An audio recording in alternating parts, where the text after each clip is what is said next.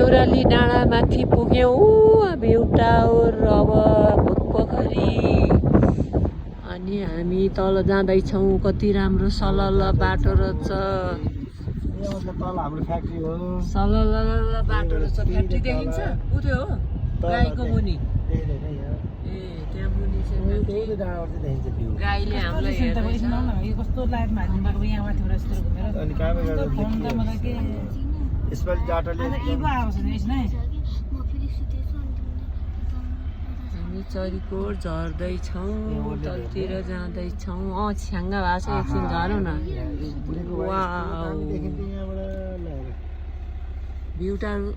चाहिँ कता हो ए भ्यू टावर वाउ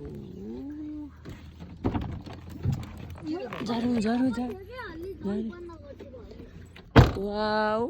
माथि देउरालीबाट तल झऱ्यौँ हामी हाम्रो फ्याक्ट्री चाहिँ यहाँबाट ऊ त्यो यस्तो दामी देखिन्थ्यो लाग्यो त नि